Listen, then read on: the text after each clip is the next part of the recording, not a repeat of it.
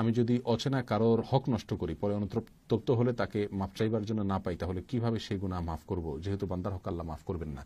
দেখুন, যদি অর্থনৈতিক হক হয়, তারকে যদি পাওয়ার সুযোগ না থাকে, তার পক্ষ থেকে আপনি দান করে দিবেন, সেটা তো অর্থনৈতিক হকের ক্ষেত্রে।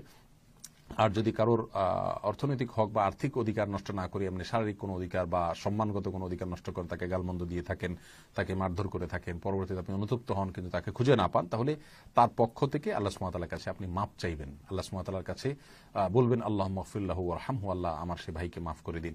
তার পক্ষ থেকে সদকা করতে পারেন, তার জন্য আল্লাহর কাছে মাফ চাইতে পারেন, তাহলে ইনশাআল্লাহ আল্লাহ সুবহানাহু ওয়া তাআলা আপনাকে উদ্ধার। রাবেয়া বাসরি ঋতু, আপনি জানতে চেয়েছেন, আমি একজন শিক্ষক, আমি বাচ্চাদের হক নষ্ট করে ফেলেছি, আমি কিভাবে ক্ষমা পাবো? বোন, আপনার এই প্রশ্নটি আমি একাধিকবার লাইভে বোধহয় দেখেছি, কিন্তু উত্তর দেওয়ার সুযোগ হয়নি।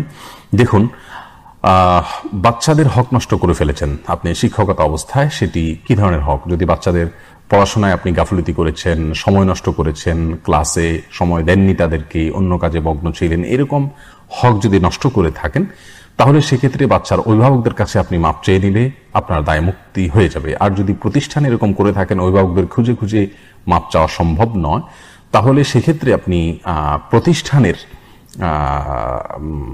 কাছে আপনি দায় মুক্তি নেওয়ার চেষ্টা করবেন এবং আপনার তরফ থেকে যতটুকু সম্ভব আপনি মুক্ত থাকার চেষ্টা করবেন।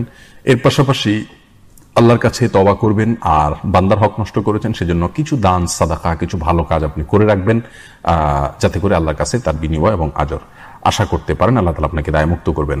মাফ চাইবেন এবং যে পরিমাণ তাদের আর্থিক ক্ষতি হয়েছে বলে মনে হয় সেই পরিমাণ দান সাদাকা করবেন তাদের পক্ষ থেকে অনুমান করে, আর সেই সাথে আল্লাহ সুবহানাহু ওয়া তাআলার কাছে ইস্তেগফার করবেন। ইনশাআল্লাহ বিদিন আল্লাহ তাআলা আপনার প্রতি রহম করবেন। এবং কোন কোন হাদিসে রয়েছে, বান্দার কিছু কিছু হক যেগুলো বান্দা হয়তো অন্যের হক নষ্ট করেছে কিন্তু সেটাকে আদায় করার সুযোগ পাচ্ছে না, আল্লাহ সুবহানাহু ওয়া তাআলা কিয়ামতের ময়দানে তার পক্ষ থেকে ওই বান্দাকে সন্তুষ্ট করে দিবেন তার কিছু কিছু নেক আমলের কারণে।